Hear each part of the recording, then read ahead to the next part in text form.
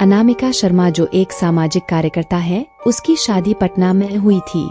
शादी के 2 साल में ही उसका तलाक हो गया था। अब वो अपने माता पिता के साथ पुणे में ही रहती है और वो एक संस्था के साथ जुड़ी हुई है जो घरेलू हिंसा के शिकार होने वाली महिलाओं की सहायता करती है। शादी टूटने से कोई भी महिला खुश नहीं रहती है, लेकिन शादी करके जुल्म सहने से अच्छा है कि हम अकेले ही रहे। आज मैं आपको एक भयानक रहस्य बताती हूँ कि जिस वजह से मेरा तलाक हुआ था। वैसे तो मेरे पति मेरा बहुत ही अच्छा ख्याल रखते हैं, लेकिन जब उनको गुस्सा आता है तो वो एक अजीब इंसान बन जाते हैं। उनकी आवाज भी भारी हो जाती है, लेकिन मुझे ऐसा लगता था कि उनके गुस्से की वजह से उनके अंदर ऐसा बदलाव आ जाता है, लेकिन ऐसा बिल्कुल नहीं था। उनके ऐसे भयानक रूप के पीछे की सच्चाई कुछ और ही थी। एक रात को मैं और मेरे पति सो रहे थे, वहीं पे अचानक मुझे महसूस हुआ कि मेरे पति लंबी लंबी सांसें ले रहे थे और नींद में ही बोल रहे थे कि मुझे माफ करो, अब बस करो, अब बस करो, मुझे अब छोड़ दो, जो भी हुआ है उसमें मेरा कुछ भी कसूर नहीं है। यह सब सुन के तो मेरे रोंगटे खड़े हो गए। मैंने तुरंत ही उनको जगा दिया और पूछा कि क्या बात है, आपसे कौन सी भूल हुई है, आप नींद में क्या बोल रहे थे। मेरे पति ने बात को टालने की कोशिश की और कुछ भी बोले बिना ही सो गए। मैंने फिर से वही सवाल किया। उस समय वो गुस्से में आके मुझे एक जोरदार चाटा लगा दिया। ये पहली बार हुआ था कि उन्होंने मुझ पर हाथ उठाया हो। उसी रात को मैंने तय कर दिया कि मैं यह रहस्य को जान के ही रहूंगी। दूसरे दिन मैंने अपनी सास से उनके बेटे की कसम दिलाकर सारी सच्चाई के बारे में जान लिया कि हमारी शादी से पहले मेरे पति की दूसरी लड़की के साथ सगाई हो चुकी थी और 3 महीने के अंदर वो सगाई टूट चुकी थी। सगाई टूटने कारण वो लड़की ने पंखे से लटकर आत्महत्या कर ली थी और वही लड़की अब प्रेत बनकर मेरे पति को परेशान कर रही है। इस बात के कारण कोई भी परिवार अपनी बेटी देने के लिए तैयार नहीं हो रहे थे, इसीलिए उन्होंने ये बात हमसे छुपाई थी। उस रात मैं अपने पति से खूब लड़ाई की और मैंने तलाक लेने का फैसला कर लिया, क्योंकि इतनी बड़ी सच्चाई हमसे छुपाकर हमें धोखा दिया था। एक रात को करीबन रात के 2 बजे मुझे जगाकर बोले कि तुम इस कमरे से बाहर निकल जाओ। उस समय उनकी आंखें खून से लाल हो गई थी और मेरे सामने इस तरीके से देख रहे थे कि मैं कोई पराई व्यक्ति हूँ। मुझे पता था कि इस समय अगर मैं विरोध करूंगी तो वो मेरे साथ मारपीट करेंगे, इसीलिए मैं चुपचाप वहां से बाहर निकलकर ड्राइंग रूम में आ गई। लेकिन मुझे नींद नहीं आ रही थी, इसीलिए मैं यह सोच रही थी कि मेरी आगे की जिंदगी कैसे बीतेगी। उसी समय बेडरूम से किसी के बात करने आवाज आने लगी। मेरा हृदय डर के मारे कांपने लगा, क्योंकि कमरे में मेरे पति के अलावा वहाँ पे कोई नहीं था। मैं तुरंत कमरे से झाँक कर देखा तो मेरे तो होश ही उड़ गए। हमारे कमरे में पंखे पर लाश लटक रही थी और मेरे पति लाश के नीचे बैठ के जोर जोर से रो रहे थे और पास में खड़े हुए एक परछाई से बात कर रहे थे। ये सब देखने के बाद मुझे तो चक्कर आने लगे। इन्हें तुरंत ही मेरे सास और ससुर जी को उठाया और बेडरूम का दरवाजा खोलने के लिए कहा।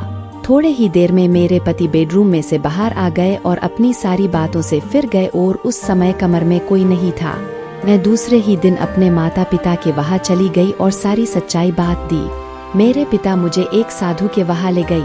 मैंने उनको भी सारी बातें बता दी।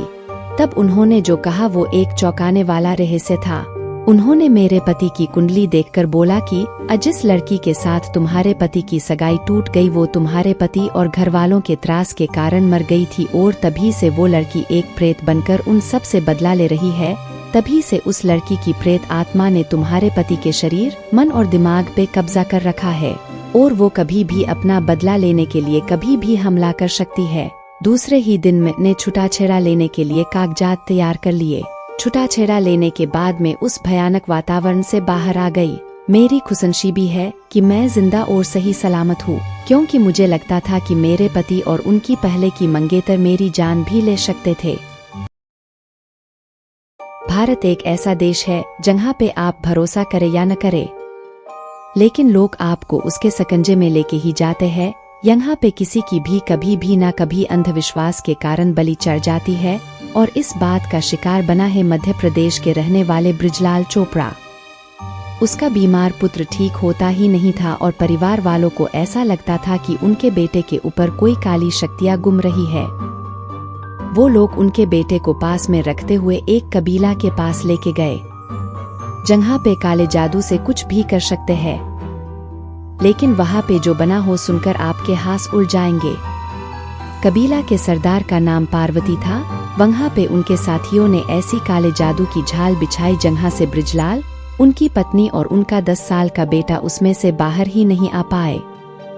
ब्रिजलाल अभी तो अपने पुत्र को लेके कबीला में पहुंचे ही थी कि वहाँ पे हाजिर सभी ने ब्रिजलाल को जादूगर कह के उसको घेर लिया।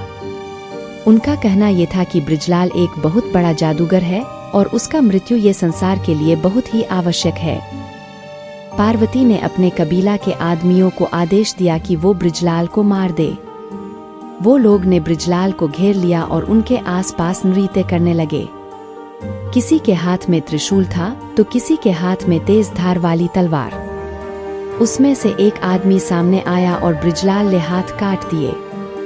ब्रिजलाल बहुत चीखा, बुम्बराड़ा किया, बारंबार कहता रहा कि मैं जादूगर नहीं हूँ, लेकिन उनकी चीखें उन लोगों के गाने में और हंसने में दब गई। ब्रिजलाल को जादूगर कहने के बाद पार्वती ने अपने लोगों से ऐसा कहा कि इसकी सारी शक्तियां उसके हाथ में है, इसलिए कुछ भी समझे बिना ब्रिजलाल के हाथ काट दिए। उसके बाद ब्रिजलाल कभी भी किसी के पर हावी न हो, उसकी सारी शक्तियां भस्म हो जाए, इसलिए वो दुष्टों ने ब्रिजलाल को जिंदा जला दिया और देखते ही देखते ब्रिजलाल का शरीर राख में मिल गया। ये सारा खतरनाक दृश्य ब्रिजलाल के 10 साल का बेटा और उनकी पत्नी के सामने हुआ था। वो दोनों ने मदद के लिए चीखे चिल्लाए, लेकिन उन्होंने उसकी एक भी बात नहीं सुनी। ये सारी घटना को अंजाम देने के बाद उन्होंने ब्रिजलाल की पत्नी और बेटे को जाने की अनुमति दे दी और उन्होंने एक चेतावनी दी कि अगर इसके बारे में किसी को भी कुछ भी कहेंगे तो उसका अंजाम बहुत ही बुरा होगा। अपने पति की मौत और पूरे परिवार को खत्म होता देख सुषमा पूरी रात पुलिस स्टेशन के चक्कर काटती रही। मां बेटे सारी बातें पुलिस को बताई कि किस तरीके से वो डाकन ने उनके पति को जिंदा जला दिया। फिलहाल डकनों की पूरी जमानत की और उनके सरदार पार्वती सहित पुलिस ने सबकी धरपकड़ कर ली और सुनने में आया है कि बहुत जल्द उन लोगों को मौत की सजा होगी। कानून इस घटना को किस तरीके से अंजाम देगी वो तो समय ही बताएगा, लेकिन इस घटना ने एक बहुत ही बड़ा सवाल खड़ा कर दिया है कि क्या सही में भारत में कला जादू होता है, और अगर होता भी है तो किस कारण से होता है।